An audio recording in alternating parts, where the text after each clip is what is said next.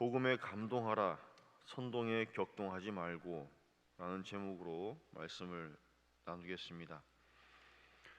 예레미야 선지자의 이야기를 계속 이어서 가고 있습니다. 남유다가 망하고 바벨론으로 포로로 많은 사람들이 끌려가는 그 과정 가운데에서 망하기 전까지만이라도 이 거짓 선지자들이 더 득세했었습니다. 예레미야가 하나님의 말씀을 전하면서 이 나라가 망할 것이다, 끌려갈 때 순순히 끌려가서 하나님이 정한 시간을 다 지내고 다시 돌아오게 될 것이다 라는 이야기를 할 때 다들 그게 무슨 말이냐 하면서 잡아서 가두고 묶어두고 온갖 고초를 겪게 했었습니다. 그런데 그들의 말이, 이 거짓 선지자들 그룹의 말이 거짓인 게 금방 탄로가 나죠. 그 나라는 침공을 받고 성전도 무너지고 다 끌려갑니다. 거의 끌려가는 사람 중에 끌려간 그 거짓 선지자 중에 한 사람이 오늘 등장하는 스마야입니다. 이 스마야는 끌려가기 전까지는 그래도 남유다에서 나름대로 위치도 있고 높은 직위와 권세가 있었을 겁니다. 그래서 그 선임자였던 여호야다가 또 그 직을 박탈당하고 진짜 선지자 예레미야에게 그 자리를 내어준 것에 대해서도 또 앙심을 품고 있었겠죠. 그러나 이 사람은 거짓 선지자입니다. 거짓 선지자 행세를 하면서 들리는 말로는 그 당시 사람들에게 훨씬 더 호응을 많이 얻는 그런 말이었을 겁니다. 우리 민족은 망하지 않습니다.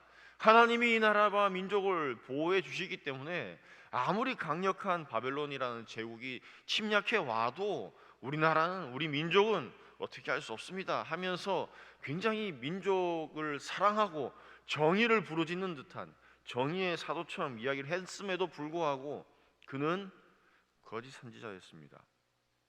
그래서 끌려가죠. 끌려간 그 자기 동족들을 보고 이 예레미야 선지자, 진짜 선지자는 너무 가슴이 아픕니다. 그래서 그들을 위로하기 위해서 편지를 보내죠.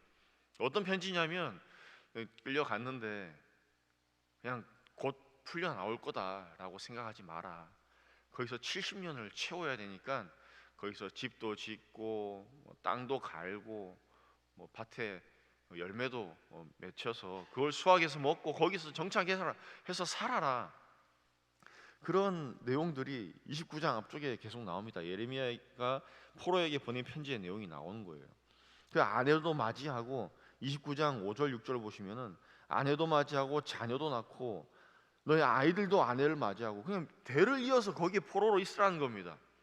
이 이야기를 그냥 들으면 도대체 여기서 우리 보고 어떡하란 말이야 라고 화도 날만 합니다. 그런데 그게 하나님의 말씀이라는 거예요. 하나님의 말씀이 내 마음에 안 든다고 해서 하나님의 말씀이 아니지 않습니까? 이 하나님의 말씀의 내용이 내가 만족하는 내용이냐 아니냐가 아니라 이 아침에도 누구의 말씀이냐가 중요하다는 거예요. 하나님의 말씀이냐 아니면 다른 거짓 선지자의 말씀이냐는 거죠. 바라기는 우리가 다소 내용이 내 뜻과는 맞지 않더라도 하나님이 하신 말씀이면 아멘할 수 있길 바랍니다. 그게 성도의 본분 아닙니까? 근데 이 스마야 선지자가, 거짓 선지자가 또 뒤로 꼼수를 부립니다. 그 편지 내용을 가지고 다시 그 예레미야 주변 사람들에게, 예레미야에게는 또 대놓고 대응하지를 못합니다. 이 거짓 선지자들의 특징이 그래요. 당사자하고 대면하는 것은 무서워서 도망다니면서 뒤에 다른 사람들을 만나면서 뒷담화하고 다니는 게 이 거짓 선지자들의 특징입니다. 그래서 그 지역에 있는 그 남아있는 사람들에게 또 편지를 하죠. 예레미야가 우리한테 이런 편지를 썼더라. 여기서 70년 동안 있어야 되니까 거기 바벨론을 축복하고 바벨론의 평안을 위해서 기도하고 거기에서 자리 잡고 살라고 그러더라. 이게 말이 되냐? 그러면서 거기 남아있는 그 다른 선지자들에게 예레미야 그 작자를, 선지자 노릇하고 있는 그 작자를 왜 그냥 두냐? 잡아내려라. 옥에 가두고 우리 한번 해봤지 않느냐? 고초를 겪게 해줘라 라고 이야기를 합니다. 거짓 선지자들은 선지자가 아니라 선동가입니다. 뒤에서 사람들을 선동해서 분노하게 하죠. 이 선동에 대한 반응은 격동입니다. 사람들이 그 말을 듣고 막 흥분합니다. 그렇구나, 그런 짓을 했구나. 그런데 복음은 감동합니다. 사랑하는 성도 여러분, 오늘 아침에 선동가들의 말에 격동하지 마시고 복음에 감동하시기 바랍니다. 예레미야는 그 편지를 이제 스바냐 선지자가 가져와서 그걸 읽어줍니다. 이 편지가 지금 돌아다닙니다. 선생님, 이게 무슨 일입니까? 도대체 어떻게 해야 됩니까? 라고 가지고 와서 이 스마야 거짓 이 선동가의 편지를 들고 읽어주고 있는 거예요. 지금으로 치면 이 선동가가 막 인터넷이나 뭐 어디 이런 글을 막 올리면서 이 예레미야에 대해서 험담하고 막 뒷담화하는 내용을 예레미야는 잘 모릅니다. 그래서 그걸 가져와 가지고 읽어주는 거예요. 이 홈페이지에 이런 글이 올라왔어요 이러면서 보여주는데, 그때 하나님이 말씀하십니다. 뭐라고 말씀하시느냐? 30절에 여호와의 말씀이 예레미야에게 임하여 이르시되 너는 모든 포로에게 전언하여 이르기를 여호와께서 누엘란 사람 스마야를 두고 이같이 말씀하셨느니라. 내가 그를 보내지 아니하였거늘 스마야가 너에게 예언하고 너에게 거짓을 믿게 하였도다. 하나님이 말씀하십니다. 하나님이 깨닫게 하시는 거예요. 하나님이 말씀을 해주시는 그 소리를 소리를 듣는 사람들이 참된 복음의 사람들입니다. 선동가들의 말에 귀가 쫑긋할 수 있습니다. 왜냐하면 선동가니까 자극적이기 때문에 누가 이렇더라 라고 이야기하면은 거기에 쫑긋합니다. 교회에서 문제가 생기는 게 항상 그런 선동가의 말에 휘둘릴 때 교회는 문제가 생깁니다. 더 기도하고 하나님 말씀 앞에 서기를 함께 힘을 모으시길 바랍니다. 그럴 때 32절 말씀 보시면은 그러므로 여호와께서 이와 같이 말씀하시니라. 보라, 내가 누엘람 사람 스마야와 그의 자손을 벌하리니 그가 나 여호와께 패역한 말을 하였기 때문이라. 지금 이 스마야는 솔직하게 이야기해서 여호와에 대해서 이야기하지 않습니다. 하나님께 이야기하지 않고 예레미야를 좀 괴롭혀라, 예레미야를 그냥 어떻게 좀 괴롭혀가지고 끄집어 내려라 라고 이야기하지 하나님께 대해서 이야기하지 않습니다. 그런데 그 거짓 선지자의 말을 지금 하나님이 받으시는 거예요. 나한테 하는 이야기다. 그러면서 하나님께서 예레미야에게 나한테 이런 패역한 말을 했으니까 예레미야 너는 지금 무기를 챙겨가서 스마야를 처단해라고 하지 않습니다. 그냥 가만히 있게 두십니다. 그냥 참고 견디게 하시는 거죠. 하나님께서 하신다는 겁니다. 하나님에 대해서 패역한 말을 한 그 선동과 거짓 선지자에 대해서는 하나님이 행동하십니다. 이 거짓 선지자들의 특징이 있어요. 그게 아까 말씀드린 실제 그 당사자에게 앞에 가서는 대응하지 못하고 뒤에서 뒷담화를 하고 다니고, 두 번째는 그의 하는 말이 달라집니다. 말이 달라질 때 어떻게 달라지느냐? 앞에서 막 정의의 사도처럼 이야기하는데 누군가가 겁을 주거나 협박하면 그 말을 바꿉니다. 그리고 누군가가 돈을 좀 찔러주고 하면 또 말을 바꿉니다. 너 좋은 자리에 보내줄게. 그러면 또 말을 바꿔요. 그가 하는 말이 바뀌면 그 사람은 거짓 선지자입니다. 복음은 태초부터 지금까지 한마디도 한 1.1획도 바뀐 적이 없습니다. 그게 복음이에요. 복음은 누가 뭐라 그런다고 할 수 있는 말이고 누가 입을 틀어막는다고 못하는 말이 아니라는 거예요. 우리 사도들이, 선지자들이, 제자들이, 그들이 그 제국이, 그 모든 그 시대가 그들의 입을 틀어막고 그들을 죽이고 고난을 줬지만 복음이 멈췄나요? 우리가 이 시대에서 복음을 전합시다, 나가서 전도합시다 해서 복음이 전해지는 게 아니라는 겁니다. 우리 안에 복음이 들어오면 이걸 말하지 않고 견딜 수 없는 것이 복음이라는 거예요. 나아가서 예수님을 이야기하지 않을 수 없는 게 복음이라는 겁니다. 사실 우리 목사님들이 새벽마다 말씀 준비해서 여기 서는 게 참 쉬운 일이 아니죠. 근데 이게 만약에 저한테 이 일이라면 이것만큼 괴로운 일이 어디 있겠습니까? 그 전날 밤늦게까지 이거 막 준비하고 연구하고 해가지고 올라오는 게 뭐 짧은 시간이지만 쉬운 게 아닌 것 같아요. 그런데 이게 저한테 일이 되면은 평생 이 짓을 어떻게 할까라는 고민이 생기겠죠. 그런데 그냥 말씀 보다가 주신 은혜가 있으면 이거 나누고 싶어서 새벽잠을 설치게 되는 겁니다.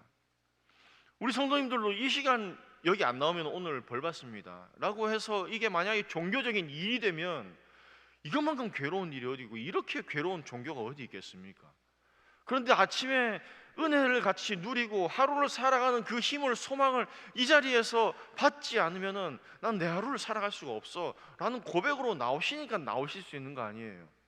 그게 바로 복음의 능력이라는 거예요. 누가 나오지 마라, 뭐 코로나가 아니면 코로나 할아버지라도 나와가지고 나오지 마라, 새벽기도 없애라 그래도 풀리자마자 나오는 게, 그게 복음의 사람들이라는 겁니다. 거짓 선지자들의 격동은, 그 선동은 조금의 위험만 가해도 틀어질 수 있고 변질되지만 복음은 절대 막을 수 없습니다. 사랑하는 성도 여러분, 이 복음을 가지고 나아가십시다. 누가 뭐라 그래도 이 스마야가 무슨 악담을 하고 험담을 하고 다녀도 하나님이 들으시는 거예요. 그 우리가 듣는 게 아니에요. 기분은 나쁘겠지만 오늘 누가 성도들한테 험담할 수 있습니다. 새벽부터 그게 뭐 하는 짓이냐?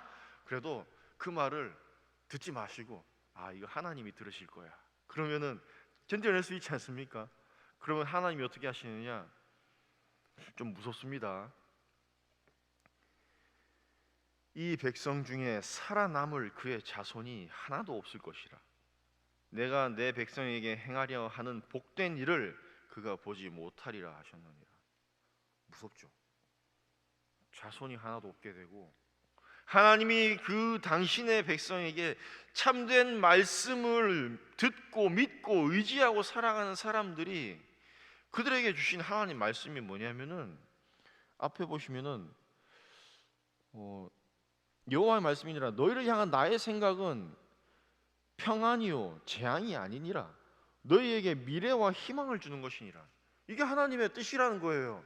이 평안과 희망과 소망의 시대, 그 시간, 그 나라를 다 같이 누리는데 누가 못 보느냐?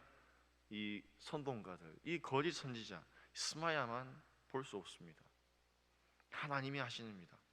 오늘도 복음으로 나아가는 우리 성도님들 삶 가운데에서 참수하는 자도 있을 수 있고 험담하고 뒷담하는 사람이 있습니다.